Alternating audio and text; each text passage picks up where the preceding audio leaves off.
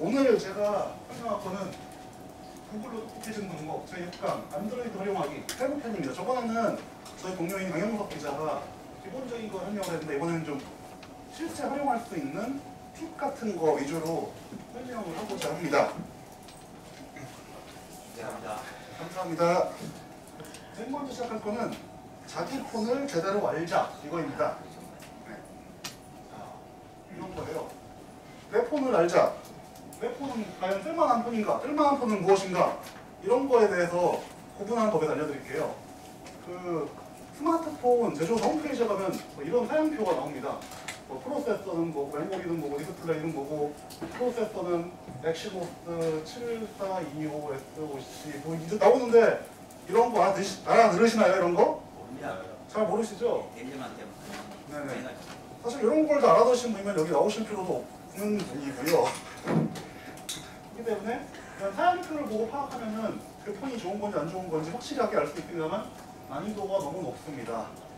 난이도가 높아요. 물론 이걸 다 아시는 분이라면은 더할 나위가 없겠지만은 그런 분 별로 없을 것 같으니까 난이도가 높다고 해주시는 거고요. 이걸 파악하는 데 도움이 되는 앱을 소개해 드릴게요. 자, 벤치마크 앱. 이건 난이도 중간입니다.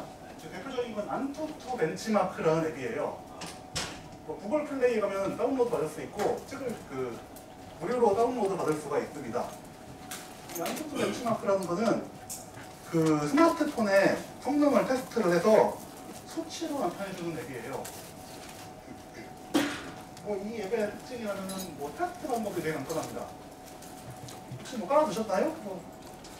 구글 플레이 방하시면 깔아보셔도 괜찮습니다. 네. 테스트가 간단해요. 그래서 뺀 다음에 테스트 탁 누르기만 하면 테스트가 시작되고, 그리고 테스트하는 다음에 이 폰의 성능 점수는 몇 점이다 뭐 이런 식으로 알려줍니다. 그리고 이 폰의 CPU 점수는 몇 점이고, 램 점수는 몇 점이고, 그래픽 점수는 몇 점이고 알려주고요. 재미있게 다른 폰들하고 비교해서 내 폰의 성능이 어느 정도인지 순위까지 매겨줘요. 이런 식으로. 그러면 맨 위에 갤럭시 노트 4가 있고, 2위는 에이수스 젠폰 9고, 제 폰은 이 정도에 있네요. 이런 식으로 알려주고, 그리고 여기 기기 정보라는 거 보이시죠? 이걸 하면은 이걸 터치하면 이런 식으로 이 기기에 그냥 스펙에 대해서 알려줍니다. CPU 모델은 무엇이고, 저장소는 몇이고, 램은 무엇이고, 이런 것까지 자세히 알려주기 때문에 자기 폰이 어느 정도 레벨을 가지고 있는지 이거는 체계적으로 알 수가 있습니다. 근데 이것조차 어렵다는 분들이 있으실 거예요. 이게 사실 CPU 점수가 높으면 무슨 의미가 있나? 아니면 램이 용량이 크면은 무슨 의미가 있나? 이런 거에 대해서 이런 지식조차 없다면은 사실 이것조차도 별로 의미가 없을 수가 있습니다. 그렇기 때문에 난이도 중간이고요. 더 쉬운 방법도 있어요. 스마트폰 서열 앱이라는 게 있어요. 난이도 낮은. 얘로 스마트폰 계급도라는 앱을 구글 플레이에서 다운받을 수가 있습니다. 이 폰을 이용하면은 이를테면 왕세자급 폰은 갤럭시 S6 엣지, 노트 엣지 이런 거고, 삼정급은 LG G 플렉스 2, K6, 문무관은 G3, 베가 이온 2 이런 식으로 알려줘요. 쭉 내려가다 보면 서민도 있고, 천민도 있고 쭉쭉쭉쭉 내려가는데 이런 폰을 쓰시는 분들이라면 내 폰은 좋은 폰이구나 라고 자부심을 가져도 괜찮습니다. 난이도가 너무 낮은 거죠. 근데 참 신기한 게 이 앱 만드시는 분들이 새로운 폰이 나올 때마다 이렇게 업로드를 하시더라고요. 참 정성이 대단하신 분 같아요. 대신에 여기 잘려서 안 보이는데 밑에 광고가 이렇게 나오고 있어요. 광고는 제가 잘랐습니다. 의도적으로. 근데 안투투 벤치마크라든가 이런 스마트폰 계급도를 하면은 자기가 쓰고 있는 폰이 어느 정도 레벨인가 알 수가 있고, 또 자기가 사고자 하는 폰이 어느 정도 레벨인가 이걸 알 수가 있어요. 근데 이것도 한계가 있는 게, 이를테면 자기 폰이 어떤 폰인지 얘기해주고 싶을 때, 아니면 새 폰을 사고자 했을 때 저 폰은 안투투 점수가 몇 점이요? 물어보기도 좀 그렇고, 저 폰은 삼정승급이요? 라고 물어보기도 좀 그렇지 않습니까? 그렇기 때문에 이럴 때는 사양표를 다시 한번 주목을 해보세요. 사양표를 해보시면은 메모리, 여기 램이라는 항목이 있습니다. 램, 3GB LPDDR-램, SD램, 주목할 건 이 램이에요. 난이도 최하입니다. 이거는 이 램 용량만 알 수가 있다면은 이 폰이 어느 정도 레벨인지 순식간에 파악이 가능해요. 물론 여기 뭐 프로세서라든가 뭐 디스플레이, 네트워크, 카메라 이런 것들도 다 의미가 있습니다. 이런 것까지 다 파악하기 어렵기 때문에 자기 폰의 램 용량이 얼마인지 이것만 파악해도 자기 폰의 수준이 어느 정도인가, 아니면 자기가 사고자 하는 폰의 수준이 어느 정도인가 이걸 알 수가 있어요. 램 용량이라는 거는 그 제조사한테 문의를 해보든가 아니면 앞에 설명했던 그 안투토에서도 램 용량을 알 수가 있기 때문에 충분히 파악을 가능합니다. 자, 어떻게 파악을 하냐? 램 용량이 중요한 이유를 알려드릴게요. 그 램 용량은 그 일상적 사용에서 체감적 성능에 영향을 많이 미칩니다. 그래서 뭐 프로세서라든가 뭐 디스플레이라든가 카메라라든가 이런 것도 그 분명히 중요한 스펙입니다만은 제품에 따라서는 그 카메라는 엄청 좋은데 나머지 스펙은 떨어진다든가 네트워크는 빠른데 나머지 스펙은 그에 미치지 못한다든가 이런 게 있어요. 하지만은 램 용량은 거짓말을 하지 않습니다. 램 용량이 크면은 그 폰은 상당히 쾌적한 폰이라고 생각해도 괜찮아요. 그 프로세서가 아무리 좋고 네트워크 빨라도 램 용량이 적으면은 그 폰은 실제 체감적으로 느끼는 성능이 상당히 떨어집니다. 그리고 대부분의 스마트폰 제조사들이 제품 등급에 따라 램 용량을 구분해요. 그러니까 좀 가격이 싼 저가형에도 그 고화소 카메라를 넣어줄 때도 있고 아니면은 상당히 비싼 그 고급형 폰에도 의외로 그 프로세서는 속도가 느린 거 쓸 때가 있는데 이상하게 램만큼은 등급에 따라 확실히 구분을 합니다. 그러니까 그 램 용량이 작은 고급형 폰이라든가 램 용량이 큰 저가형 폰 이런 건 거의 존재하지 않는다는 거예요. 그럼 어떻게 보면 스마트폰 제조사들의 관행에 가까운 겁니다. 그렇기 때문에 저희가 하고자 하는 스마트폰 혹은 제가 갖고 있는 스마트폰의 성능을 파악하려면은 성능이 대략적인 등급을 파악하려면 램 용량이 얼마인지 이것만 파악하면 됩니다. 알아보기도 쉬워요. 그냥 대부분 몇 기가인지 파악하기만 하면 오케이거든요. 이를테면 뭐 제가 쓰는 스마트폰은 펜델의 베가 아이언 2라는 모델인데 상당히 저렴한 모델인데도 불구하고 램 용량이 3기가나 되기 때문에 상당히 괜찮은 체감적 성능을 보여주고 있습니다. 나온 지 한 1년 반 정도 됐어요. 어디 베이가? 펜텍 거예요. 아, 그 가격 좋죠. 네네네. 되게 싼데 성능은 좋은 편이에요. 회사가 좀 그렇긴 한데 잘 되겠죠. 네, 잘 됐으면 좋겠습니다. 네. 자, 램 용량에 따라서 폰 등 부분 이를테면 3기가 정도면 고급형 폰이라고 생각해 좋습니다.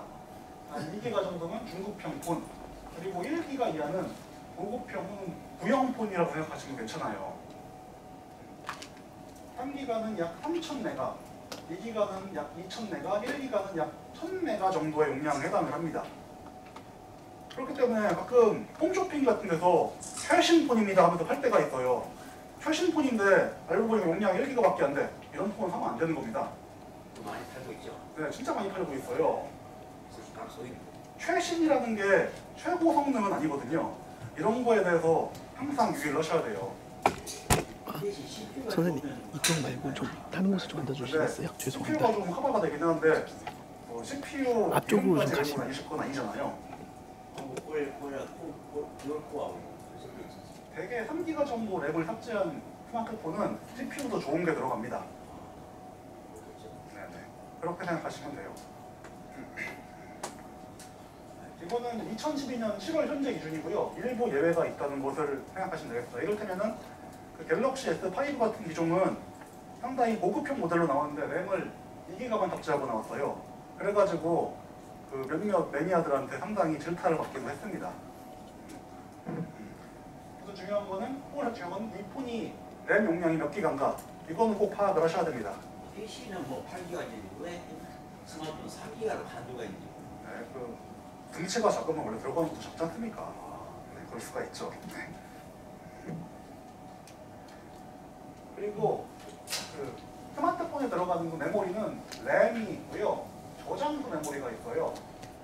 이 램이라는 거는 그 스마트폰의 앱이라든가 각종 콘텐츠를 구동할 때 성능에 영향을 끼치는 것이고, 저장소 메모리는 이를테면 동영상이라든가 아니면 사진이라든가 이런 보관용 데이터를 저장하는 역할만 합니다. 때문에 램은 성능에 영향이 있지만은 저장소 메모리는 성능에 영향을 미치지 않아요. 단지 콘텐츠를 많이 보관할 역할만 할 뿐이죠. 그리고 램은 확장이 불가능합니다. 램은 확장이 불가능하기 때문에 처음에 스마트폰을 살 때 램 용량을 잘 보호하자는 거예요. 그리고 저장소 메모리는 이런 메모리 카드를 통해서 쉽게 확장이 가능해요. 그렇게 외장 메모리야. 네, 외장 메모리. 외장 메모리 있습니다. 네, 외장 메모리는 폰마다 용량이 다르긴 한데 그건 별 의미가 없는 게 이런 카드를 통해서 얼마든지 확장이 가능하거든요. 그렇기 때문에 외장 메모리는 그렇게 신경 쓰실 필요가 없습니다. 저장소 메모리는 뭐 롬이라고도 하고 외장 메모리라고도 합니다. 근데 이거는 이런 메모리 카드를 통해서 쉽게 확장이 가능하다는 점, 이걸 염두에 두시기 바랍니다. 그렇기 때문에 저장소 메모리만 크고 램은 적은 스마트폰, 이런 건 등급이 좀 떨어지는 것이기 때문에 그런 것은 경계를 하시는 게 좋아요. 그리고 스마트폰에 쓸 수 있는 메모리 카드는 마이크로 SD 카드라고 합니다. 이렇게 생겼고요. 그리고 이건 일반 SD 카드예요. 이거는 스마트폰이 아니고 디지털 카메라에 주로 쓰는 메모리 카드입니다. 스마트폰 메모리를 들어갔는데 뭐 이런 걸 다치면 안 되겠습니다. 이런 저장소 메모리는 확장하기도 쉬워요. 이렇게 스마트폰 뒷뚜껑을 따고 이렇게 집어넣기만 하면 됩니다. 이거는 용량에 따라 가격이 다른데요. 요즘 팔리는 거 보면 한 32기가 정도 되는 게 한 2만 몇천 원? 상당히 싸게 팔리고 있더라고요.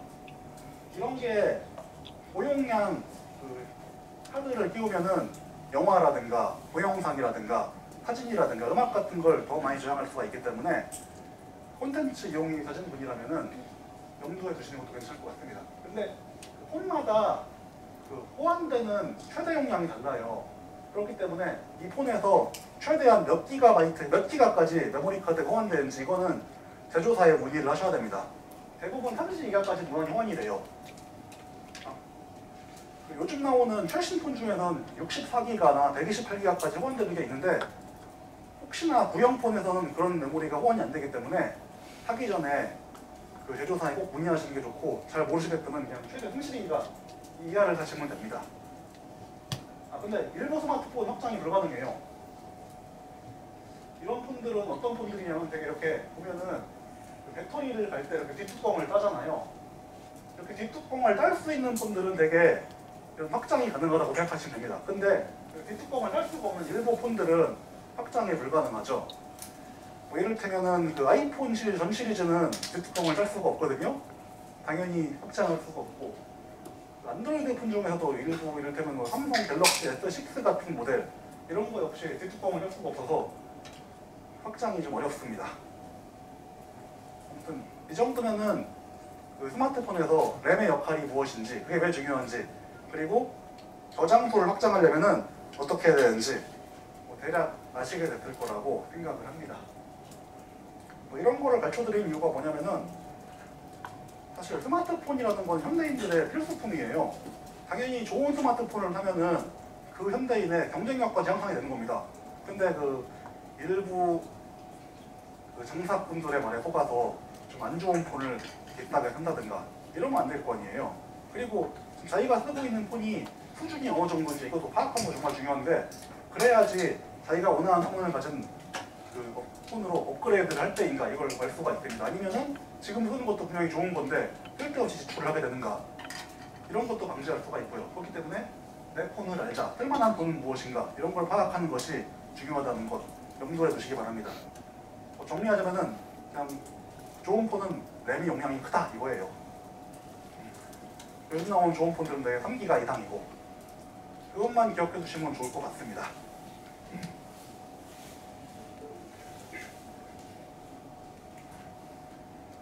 다음은 알면 돈 되는 기능 구글 포토에 대해서 알려드리겠습니다. 제가 아까 저장소를 확장하면은 뭐 사진이라든가 동영상을 더 많이 저장할 수 있다고 했죠. 근데 확장하려면 메모리 카드를 사야 되잖아요. 그것도 결국 돈이에요. 그리고 또 안 좋은 게 폰을 잃어버리면 사진이나 동영상도 같이 잃어버리는 거기 때문에 한계가 있습니다. 물론 그렇다고 해서 메모리 카드가 필요 없다는 건 아니지만, 하지만은 그거를 보관해줄 수 있는 좋은 기능이 바로 구글 포토라는 기능입니다. 이거 쉽게 얘기해서 사진이나 동영상을 저장할 수 있는 클라우드 서비스예요. 요즘에 뭐 클라우드 서비스 많이 아시겠습니다만은 뭐 간단히 설명하자면은 자기 뭐 스마트폰이라든가 PC에 데이터를 저장하지 않고 인터넷 공간에다가 데이터를 저장하는 서비스, 그거 뭐 클라우드 저장소 서비스라고 합니다.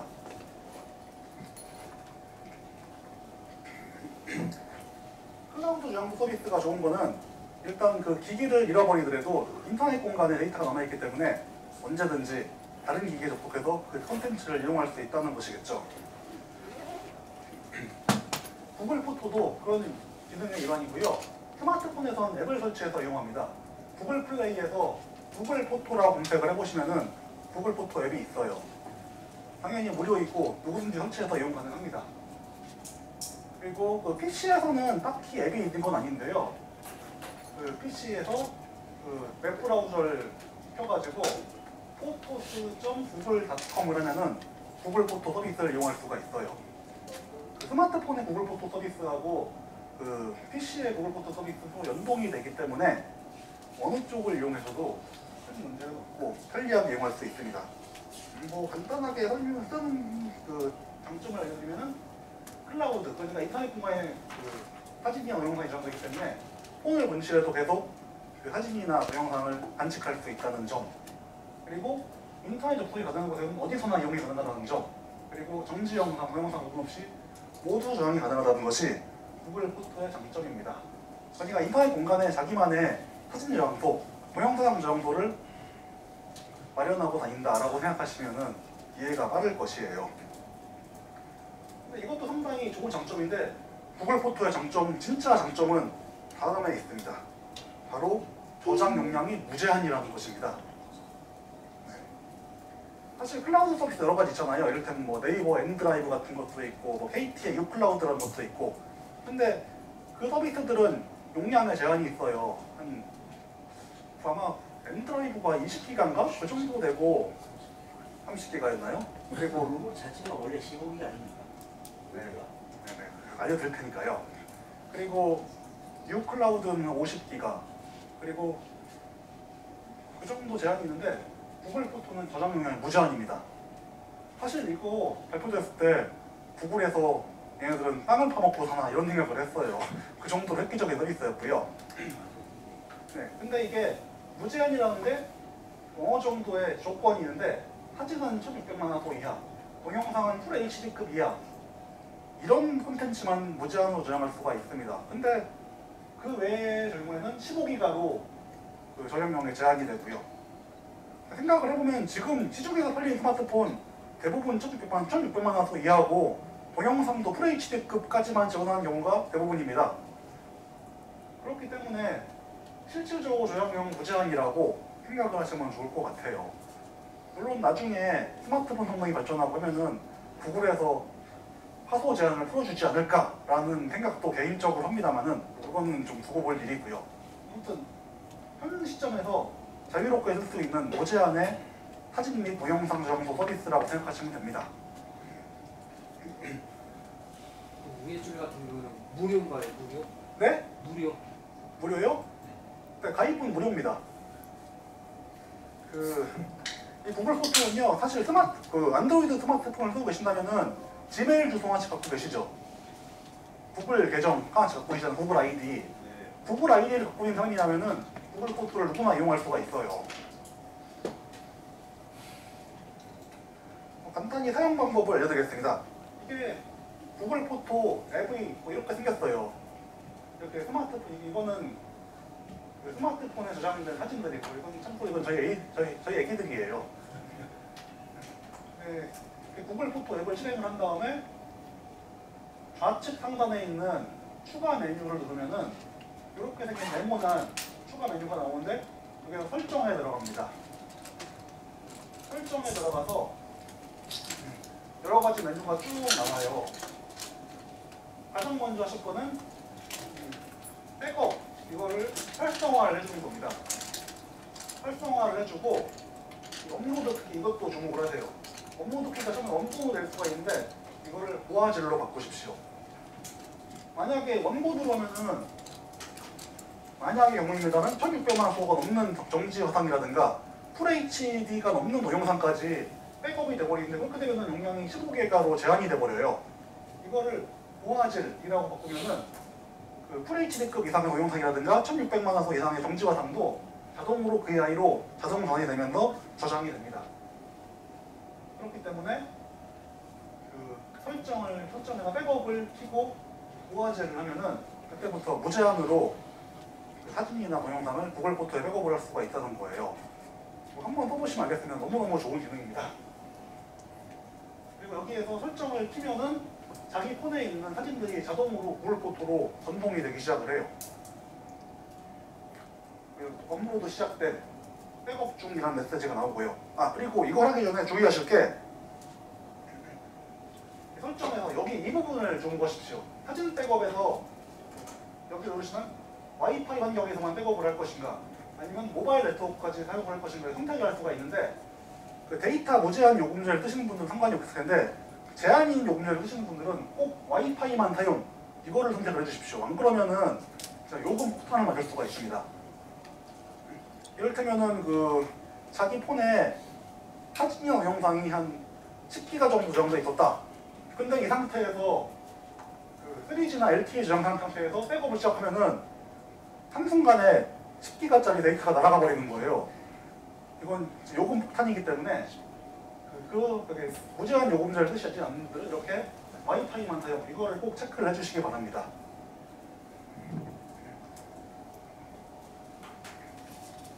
참고로 그 백업하는 시간은 갖고 있는 사진의 양이라든가 네트워크 속도 다릅니다만은 저는 구글 포토에다가 사진 한 2000장 정도 백업을 해놨어요. 하는데 한 반나절 정도 걸리더라고요. 얼마 전에 먹었습니다. 용량이요? 용량은 30기가 정도 했던 것 같아요. 그렇기 때문에 그 와이파이만 사용, 무제한 요금제 하시지 않는 분들은 와이파이 사용 여기 꼭 체크를 해주십시오. 안 그러면 제가 여기 알면 돈 드는 기능이라고 소개를 했는데 알고 보니 돈 나가는 기능 이게 될 수도 있습니다. 이 점은 꼭 명심하시고요. 돈이 된다는 어떤 점으로 앞서서 얘기했던 것처럼 다른 클라우드 서비스들은 용량의 제한이 있고 그 이상 용량을 쓰려면 추가적으로 요금을 내야 돼요. 그래서 그렇습니다. 요금이 안 된다는 얘기죠? 네네. 돈이 되는 거 그러니까 다른 클라우드 서비스들은 용량의 제한이 있고 그 이상 하려면 추가 요금 내고 용량을 확장을 해야 되는데 구글 포토는 용량을 무제한으로 쓸 수 있기 때문에 알고 보니까 돈 되는 기능이다. 이런 얘기입니다. 동영상은 무조건 그대로 그냥 네, 그렇습니다. 그리고 앞서 좀 PC에서도 구글 포토를 이용할 수가 있어요. 그 웹브라우저를 켜가지고 그 photos.google.com으로 접속한 다음에 구글 아이디로 로그인을 하시면은 이런 화면이 떠요. 사진 등록도 쉬워요. 그냥 그 PC에서 사진이 있는 그 창을 띄운 다음에 마우스 잡아서 그냥 집어넣기만 하면 됩니다.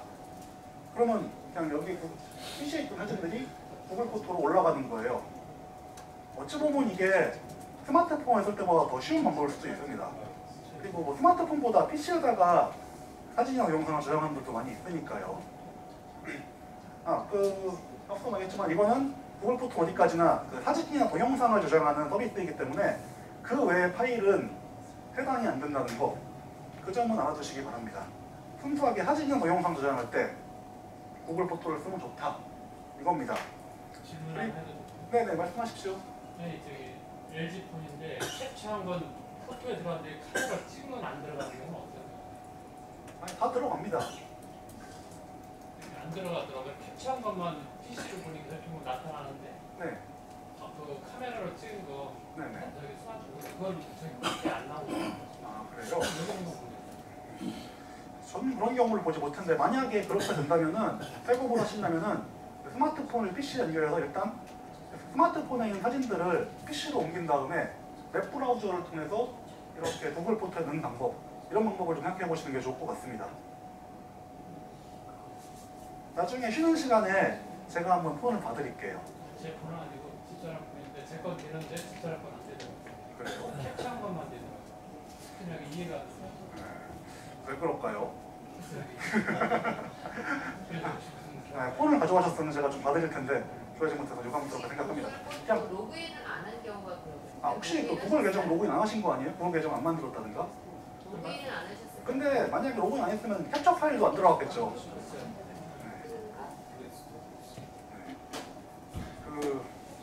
이거는 사실 앞서 말씀드린 제가 별로 아는 게 별로 없기 때문에 그것까지 말씀해드리기 디테일하게 말씀해드리기는 좀 그렇습니다. 그래서 중요한 거는 만드는 파일은 PC에서 백업하라 좋은 이야기는 이겁니다. 카메라 라이프의 기능이 좋은 거 가지고 스마트폰에 옮기는 얘기 아니에요. 나중에 제가 쉬는 시간에 디테일하게 설명을 듣고 제 가능 한에서 답변해드리도록 하겠습니다. 아무튼 스마트폰에서 한다 PC에서 이용하고 PC가 더 편할 수도 있다 이겁니다.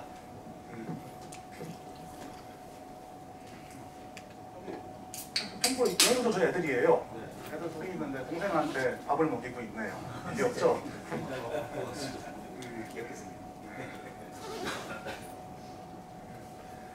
다음은 폰을 분출했을 때 대비해서 유용한 기능 안드로이드 기기 관리자입니다. 이거는 그 사용자의 구글 계정이 담긴 단말기 위치 추적을 하는 기능이에요. 위치 추적을 하는 거 외에 그 습득자가 폰을 사용하지 못하게 차단도 할 수 있고 모바일 앱 혹은 PC에서 이용 가능합니다. 그 PC에서는 이 주소를 접속하면 가능하고요. 그 스마트폰에서는 구글 플레이에서 안드로이드 기기 관리자라는 앱을 검색하면 나와요. 무료로 다운로드 가능합니다. 용량도 매우 적으니까 별 부담은 안 되고요.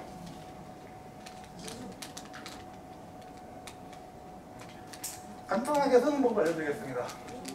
그 안드로이드 기기 관리자를 쓰면은 처음에 위치 공유를 동의하겠다고 동의하겠냐고 물어보면 당연히 동의를 해야지 출력을 할 수가 있는 거고요.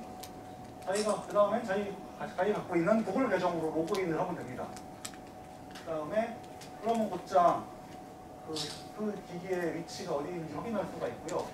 밑에 여기 제가 빨간 데가 표시를 하는데 이걸 꽂히려면 만약에 이 구글 계정에 여러 대의 스마트폰이 등록되어 있을 가능성도 있잖아요. 이럴 때는 스마트폰 종류를 바꿔가면서 추적이 가능합니다.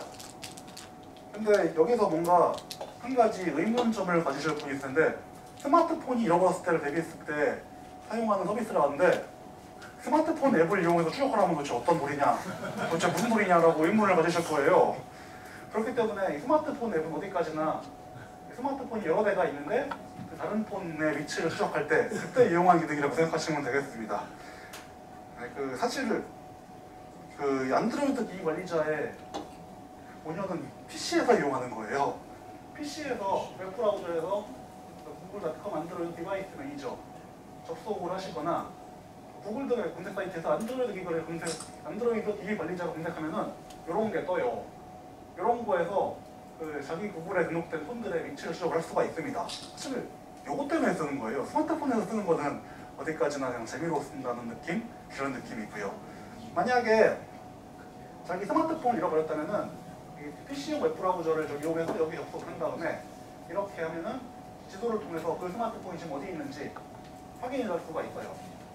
이 지도를 확대하거나 축소도 가능하니까 어느 정도 도움이 될 거라고 생각을 하고요. 근데 이건 분명히 한계가 있는 게 이거는 이게 어느 동에 어떤 골목 정도에 있다를 추적할 뿐이지 구체적으로 뭐 몇 cm 단위, 몇 미터 단위까지 추적할 수는 없어요. 그렇기 때문에 대강의 위치를 추적하는데 도움이 된다. 의미 없네. 아니 그 조만 걸 하려면 저렇게 범위가 안 넓으니까. 그러게 말입니다. 구글에서 좀 더 잘 만들었으면 좋을 뻔했어요. 근데 저기에 구글 직원분이 계시기 때문에 말은 여기까지만 하겠습니다. 예, 이게 잃어버린 폰을 찾으실 때 도움이 된다기보다는요, 친척집이라든가 아니면은 좀 의심스러운데 어딘가 있을 것 같은데 의심스러울 때 쓰시면 돼요. 우리나라가 그래 인공위성이 우리나라에 해당되는 인공위성이 기능이 나빠서 그런 거 아니에요? 그런 거 아니에요. 아니 일본 잘 된다는데. 그 한계에 대해서 다음에 설명할 예정입니다. 예, GPS는 켜져 있어야 합니다. 근데 배불리기가 초기화 하면 됩니다. 근데 만약에 뭐 이걸 켰는데 이게 뭐 우리나라가 아니고 뭐 중국에 가 있다, 동남아에 가 있다 이럴 때는 그냥 포기하시는 게 좋을 것 같습니다. 가끔 그럴 때가 있어요. 중고폰을 습득해가지고 뭐 업자에 해외에 판다든가 이런 일이 있습니다. 확인하면 가슴이 아프겠지만은 그래서 이것도 운명이겠죠. 근데 이 안드로이드 기기가 분명히 한계가 있어요. 기능도 있고 여기 벨 울리기, 잠금, 초기화 이런 기능이 보이시죠? 분실폰에 벨 소리를 울리게 흡득자한테 경고를 하든가 분실폰을 잠금을 해가지고 사용하지 못하게 할 수가 있어요. 그리고 분실폰을 초기화를 해가지고 개인정보 유출을 방지할 수도 있고 사실은 제가 볼 때 정말 중요한 기능이 이거 두 개라고 생각을 해요. 찾는 거는 사실 경찰에 신고하는 게 좋고요. 이걸 가지고 폰을 찾는다기보다도 폰 자체가 중요하지만 그 안에 들어있는 자기의 데이터도 중요한 거 아니겠습니까? 그거를 그 습득자한테 넘어가지 못하도록 방지할 수 있는 기능을 한다. 이거에서 의의가 크다고 생각할 수 있습니다. 근데 이 분실폰에 전원이 꽂아 있으면 추적이 안 되고 네트워크나 GPS를 꽂아도 추적이 불가능하다는 한계가 있습니다. 근데 이거 뭐 어쩌겠습니까? 사실 이런 일이 있으면은 이런 서비스를 최대한 이용을 해보시되 경찰에 신고는 꼭 해두시는 게 좋습니다. 사실 구글은 수사권이 없기 때문에 이런 거에 대해서 도움을 드릴 수가 없습니다. 네, 그럼 3G는 상품을 말씀하세요. 네네. 만약에 GPS만 돼도 추적은 가능한데요. 네트워크, 그냥 3G나 LTE가 되면 좀 더 정확한 추적이 가능합니다. 근데 이런 것까지 알고 있는 영악한 그 습득자께서는 습득하자마자 폰 전원을 끌 수도 있겠죠. 이런 한계가 있다는 거 좀 알아두시면 좋을 것 같습니다. 비싼 거 가지 않아요. 그래서 산업 발전을 위해서 가끔 비싼 폰을 해주는 것도 괜찮을 것 같아요. 잠금을 했는데 내가 찾았을 경우는 풀 수는 있나요? 네, 그렇습니다.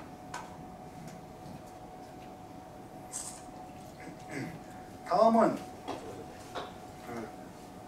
폰 분실 대비 주소록을 백업하는 방법을 알려드리겠습니다. 그 주소록을 백업하는 가장 간단한 방법은 그 주소록에 구글 계정하고 연결을 시키는 거예요. 그 폰의 주소록을 보면은 가끔 이렇게 G 마크가 있는 주소록이 보일 텐데 이게 바로 구글 계정하고 연동된 주소록입니다. 이런 식으로 폰에 있는 주소록을 구글 계정하고 연동을 하면은 이 전화번호라든가 주소라든가 이런 소중한 주소록들이 폰 자체에 저장이 되는 것이 아니고 그 인터넷상에 저장이 되는 거예요. 그냥 구글 서버 쪽에. 그렇기 때문에 자기의 그 구글 계정만 알고 있다면은 폰을 잃어버려도 다른 폰에다가 그 구글 계정을 활성화를 하면은 그 다른 폰에 저장된 주소록이 단번에 복구가 됩니다.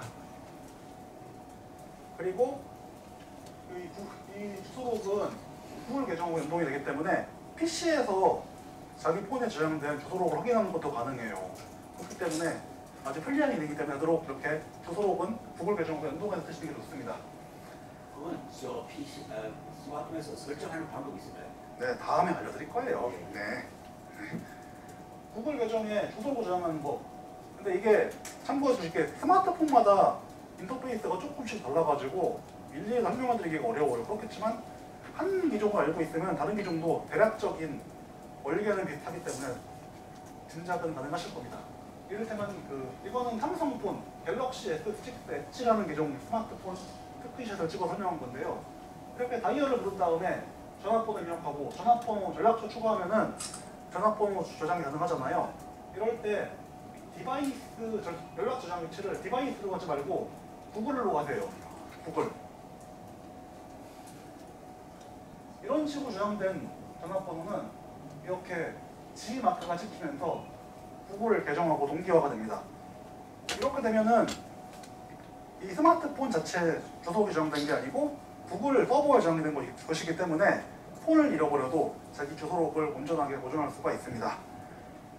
근데 이거는 갤럭시 엣지 얘기고요. 혹시나 모르실까봐 LG G3도 제가 캡처를 해가지고 보여드립니다. 그 대략적인 방법이 비슷해요. 이렇게 다이얼 불러서 전화번호 해외 연락처 추가한 다음에 그 상단에 저장 장소를 휴대폰이라고 하지 말고 구글로 하시면 됩니다. 삼성거랑 인터페이스가 다를 뿐이지 사용 방법은 거의 똑같아요. 뭐 LG는 삼성 외에 뭐 펜텍이라든가 넥서스 시리즈라든가 대부분 이와 비슷한 방법으로 주소록 공개를 할 수가 있다는 점 이런 알아두시기 바랍니다. 저 주소를 용량 얼마까지 가는 거가 있나요? 무제한입니다. 한 5만, 10만 가능하니까. 5만 10만까지 저장하는 사람은 제가 본 적이 없기 때문에 한 4만 돈 있죠. 네, 그 인간관계가 되게 넓으신 분 같네요. 그렇습니다. 대기업 회장분이신가 보네요. 자, 근데 그 어떤 분들은 이렇게 구글에다가 주소록을 저장하시는 분도 있을 텐데 지금까지 계속 휴대폰, 그러니까 그 디바이스 쪽에다가 주소를 계속 저장해 두신 분도 있을 거예요. 이런 분들은 휴대폰을 잃어버리면은 주소까지 같이 잃어버리는 것이기 때문에 좀 문제가 발생할 수 있습니다. 게다가 현대인들은 전화번호를 잘 안 외우고 다니잖아요. 그러다 보니까 스마트폰, 자기 폰을 잃어버리면 본의 아니게 상당수 사람들하고 절교를 하는 일도 있다고 합니다. 제가 경험자이기 때문에 말씀드리는 거예요. 그렇기 때문에 일단 휴대폰이나 그러니까 휴대폰, 디바이스에 저장된 주소록을 구글 계정으로 옮기는 법도 알려드리겠습니다. 그 디바이스, 그러니까 휴대폰에 이미 저장된 주소록을 구글로 이동하는 방법입니다. 이것도 삼성 스마트폰 갤럭시 S6, S의 경우인데요. 이렇게 주소록을 쭉 불러와요. 주소록 확인 연락처, 그러니까 주소록 연락처 그 메뉴 앱을 실행한 다음에 우측 상단에 보면 더보기라는 게 있을 거예요. 이걸 누르면 설정이라는 게 나옵니다. 설정에 보면은 디바이스 연락처 이동이라는 항목이 있어요. 이걸 터치를 하면은 어디로 이 디바이스 저장된 주소록을 옮길 것인지 물어보는데 삼성 계정도 있고 구글 계정도 있겠습니다만 구글 계정이 좋습니다. 물론 제가 그 삼성 직원이었으면은 삼성 계정으로 옮기세요라고 했을 텐데 객관적으로 봤을 때 구글 계정이 난 것 같아요. 왜냐하면 삼성 계정으로 하면 나중에 한번 쓰다가 LG 폰을 바꾼다든가 그 펜텍폰 바꾸면은 이동이 불가능할 수도 있으니까요. 그러니까 웬만하면 구글 계정에다가 옮기시는 거를 추천을 합니다. 근데 이거는 갤럭시 S6의 경우인데 전 삼성폰이면 다 비슷할 줄 알았는데 기종마다 조금씩 다르더라고요. 그래가지고 노트3도 동료한테 빌려가지고 봤는데 노트3 같은 경우에는 이렇게 그 주소록 그 앱을 실행한 다음에 여기 보이는 우측 하단에, 아니 좌측 하단에 그 추가 메뉴 버튼이 있죠. 이걸 누르면은 이 항목이 나와요. 여기에서 디바이스 연락처 이동을 선택하시면 됩니다. 이걸 선택을 하면은 그 스마트폰, 그러니까 디바이스에 저장된 모든 연락처들이 구글 계정으로 이동이 되면서 나중에 폰을 잃어버려도 복구할 수 있는 상태가 됩니다. 근데 이게 좀 아쉬운 게 그 삼성폰들은 이렇게 한꺼번에 옮기는 것밖에 안 되더라고요. 이게 좀 단점이에요. LG 같은 경우는 좀 더 간단해요. LG 같은 경우는 이렇게 바꾸고 싶은 전화번호를 선택을 해요. 선택을 해서 편집 모드로 들어갑니다. 편집 모드에 들어간 다음에 이런 식으로 바꿔주기만 하면은 그 디바이스에 저장된 연락처가 구글로 옮겨져요. 삼성도 이런 식으로 됐으면 좋겠는데 삼성 구형폰들이 됐었는데 신형폰들은 요 기능을 좀 맛보이는 추세더라고요. 뭔가 이유는 있겠습니다만은 조금 아쉬운 추세라고 할 수 있겠습니다. 그 LG 이런데 펜텍 것도 이거랑 비슷하게 주소록 옮길 수 있기 때문에 참고하시면 좋을 것 같습니다.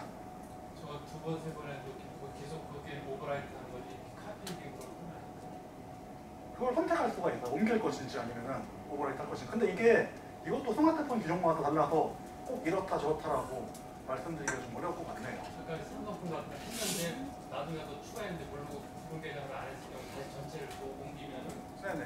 두 개가 생기는 게 아니라 그게 오버라이트. 네, 그렇습니다. 이거는 동기화 개념이기 때문입니다.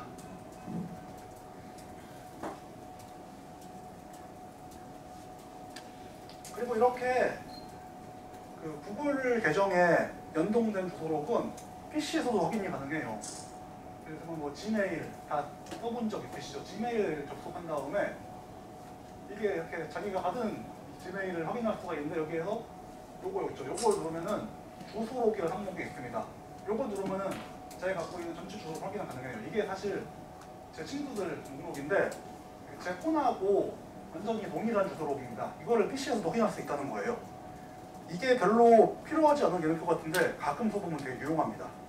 그 가끔 뭐 폰을 놓고 나왔다든가 아니 폰을 꺼내기 귀찮을 때 아니면은 웹서핑, PC로 웹서핑을 하다가 뭐 특정 전화번호를 뭐 게시판에 뭐 쓰거나 그리고 이러고 싶을 때 이 기능을 상당히 편리합니다. 아무튼 이렇게 구글 주소록을 연동시켜놓으면 PC에서도 자기 폰에 저장된 주소를 일목요연하게 확인이 가능하다. 그래서 편리하다.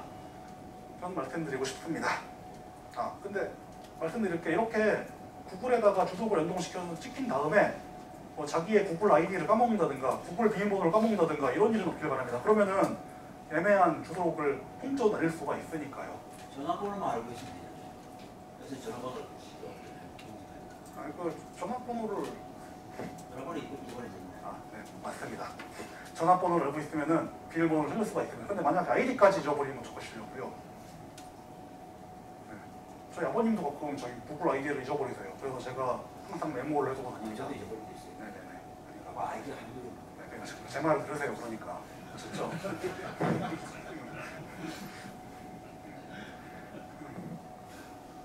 근데 다음은 문자 메시지까지 백업하는 법 알려드리겠습니다. 그 주소록 같은 경우는 앞서 말씀드린 방법으로 쉽게 백업이 가능한데 그 문자 메시지는 백업하기가 힘들어요. 일일이 메모를 해두기도 좀 그렇고 그러니까요. 여기서 말하는 문자라는 건 SMS, MMS 이런 걸 말씀드리는 겁니다. 이럴 때는 그 스마트폰 내에서 제공하는 PC용 프로그램을 이용을 해보세요. 일단 뭐 삼성에서는 키스라는 프로그램이 있고요. 스마트 스위치라는 프로그램이 있고 LG에서는 PC 스위트, LG 브릿지 이런 이름으로 제공을 합니다.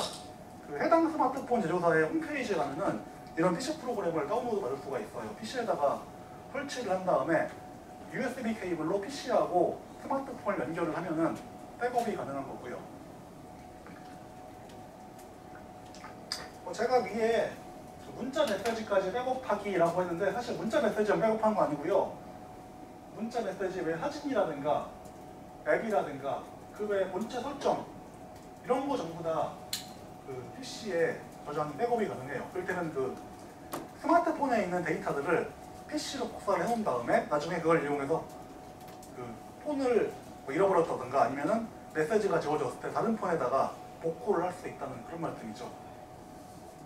그리고 그 스마트폰이 제대로 작동하지 않았을 때 미리 특정 스마트폰이 잘 작동하고 있을 때 특정 시점에서 이렇게 데이터를 백업을 해두면은 나중에 그 스마트폰을 그 공작 상태를 복구할 때도 유용하게 쓰입니다.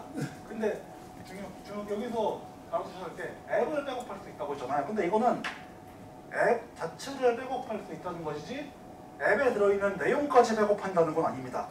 이를테면 뭐 카카오톡이라든가 라인 같은 그 메시지 앱이 있는데 그 메시지 앱 자체는 다시 이걸 통해서 깔 수가 있지만은 앱의 내용까지 복구는 할 수 없으니까 그거는 염두에 두셔야 됩니다. 카카오톡의 메시지나 라인이나 네. 밴드 건 내용은 못 구할 수 없다 이거죠. 네, 뭐 공식적으로는 못 구할 수가 없는데요. 카카오톡 같은 경우에는 그 실시간으로 폰 자체에 그 카카오톡의 문자 내용을 백업하는 파일이라는 게 만들어지고 있어요. 그걸 PC에다가 옮겨 두동하면은 나중에 백업이 가능한데 사실 그건 비공식적인 방법이고 해가지고 제가 여기서 알려드릴 단계는 아닌 것 같습니다. 그 앱을 설치하지 않아도 백업받는 네, 상관없습니다.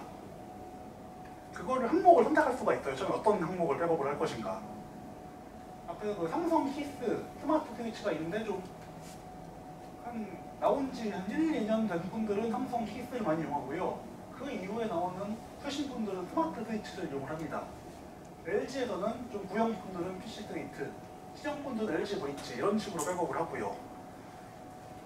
사용 방법은 뭐 이런 프로그램을 깐 다음에 스마트폰하고 PC를 USB 케이블로 연결을 해요. 삼성 키스 이렇게 생겼습니다. 보시면은 여기 백업이라는 항목이 있죠. 백업을 통해서 연락처나 메모, S플랫은 삼성폰에 있는 그 달력이죠. 문자 메시지, 최근 기록 이런 거를 PC에다가 저장을 할 수가 있어요. 이렇게 PC에다가 스마트폰의 내용을 저장을 해둔 다음에 나중에 복구할 수가 있습니다. 그 외에 뭐 음악이라든가 사진, 연락처 같은 것도 키스를 통해서 PC에 백업이 가능합니다만은 사실 이거는 구글 계정을 이용한다든가 구글 포털을 이용하는 게 더 편하기 때문에 굳이 여기서 설명드릴 필요는 없을 것 같습니다. 그리고 이 삼성 케이스에서 이렇게 백업을 해두면은 그 이를테면 뭐 지금 갤럭시 노트 2를 쓰다가 노트 3로 폰을 바꾼 다음에 노트 2에 있는 내용을 여기로 옮기고 싶다. 이럴 때도 사용이 가능합니다. 근데 이게 일부 예외가 있어요. 그 두 폰 사이에 그 스펙 차이가 너무 크다든가 아니면은 운영 체제가 완전히 다른 버전을 쓰고 있다든가 이럴 때는 백업 복구가 불가능할 수도 있기 때문에 그 점은 참고해 주시는 게 좋겠습니다. 삼성 케이스는 이렇고요. 다음은 LG PC 스위트입니다. 이거는 근데 제가 앞서 했던 내용 거의 그대로 그냥 쓴 거고요.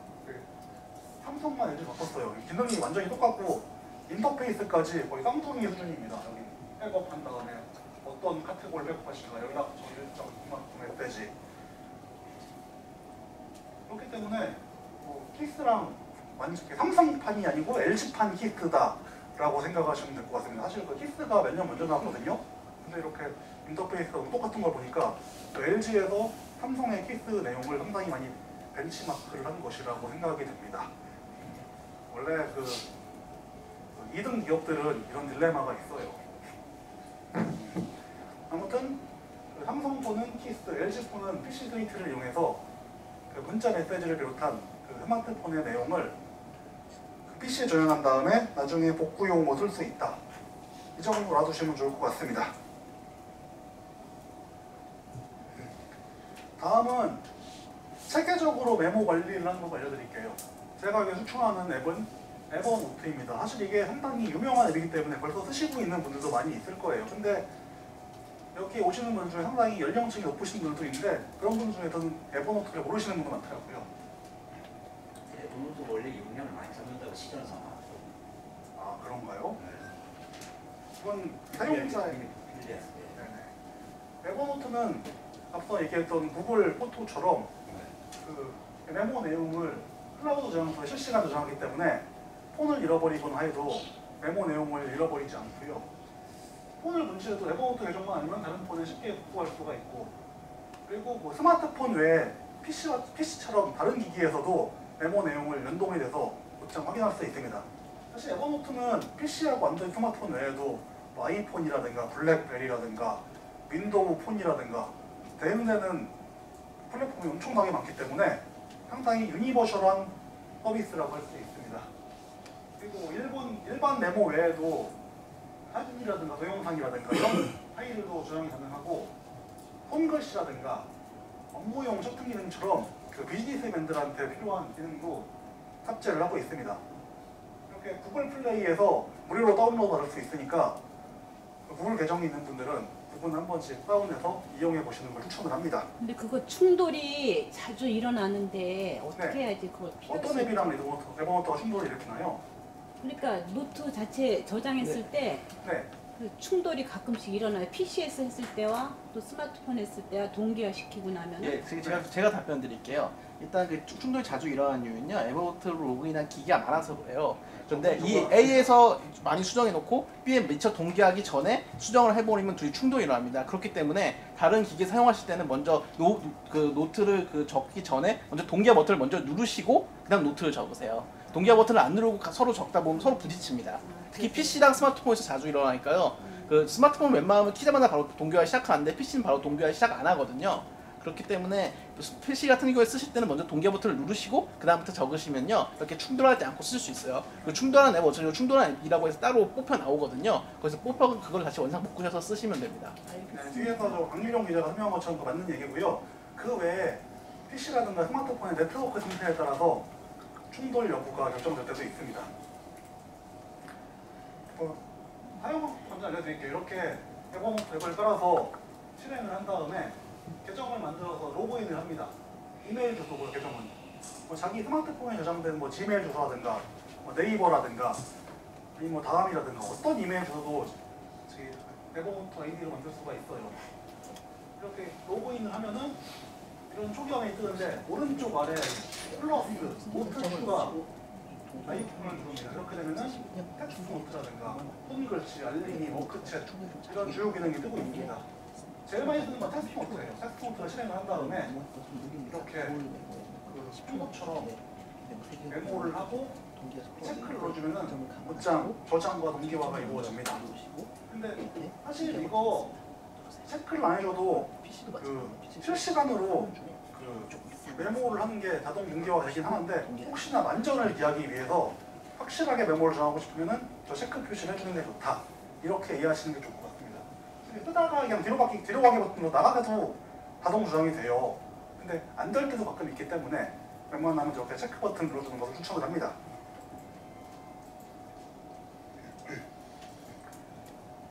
앞서 얘기했던 저장 에버노트는 손글씨 메모도 가능해요. 이건 특히 그 갤럭시 노트처럼 펜 기능을 가지고 있는 스마트폰에서 특히 유용한 기능이고요. 무료 서비스로 월 60기가를 저장을 가능합니다. 만약에 이 이상의 용량이 필요하면은 그 1년에 25,000원짜리 혹은 5만원짜리 서비스를 이용을 하면 되는 것인데 사실 60기가도 적은 용량은 아니에요. 죄송합니다. 큰일 날 뻔했네요. 60기가가 60메가예요. 60메가도 적은 용량은 아니에요. 만약에 뭐 동영상이라든 사진 같은 걸 많이 저장하신다면은 60메가가 좀 부족할 수도 있는데요. 단순히 그 텍스트로만 이루어진 그 메모만 한다면은 60메가를 가지고 한 몇백 개, 한 몇천 개까지도 메모를 저장을 가능하기 때문에 적은 용량은 아니다. 그리고 60메가가 다음 달이 되면 또 초기화가 돼서 또 늘어나기 때문에 그 부담 없이 상당히 그 대부분의 분들은 무료 서비스를 이용하면 된다고 생각을 하시면 됩니다. 그리고 앞서 얘기했던 이것도 PC에 쓸 수 있는데 에버노트닷컴에 로그인하거든가 에버노트닷컴에다 받을 수 있는 PC용 프로그램을 설치해서 이용하면은 PC에서도 이렇게 실시간으로 그 스마트폰 저장된 메모를 확인할 수가 있어요. 손글씨 같은 것도 PC에서 확인이 가능하기 때문에 메모를 체계적으로 관리하고 싶다면은 에버노트를 상당히 추천하고 싶습니다. 강의를 하다 보니까 한 55분 정도 시간이 흐른 것 같은데 일단은 좀 쉬시고 5분 혹은 10분쯤 후에 다시 강의를 재개하도록 하겠습니다. 감사합니다. 감사합니다.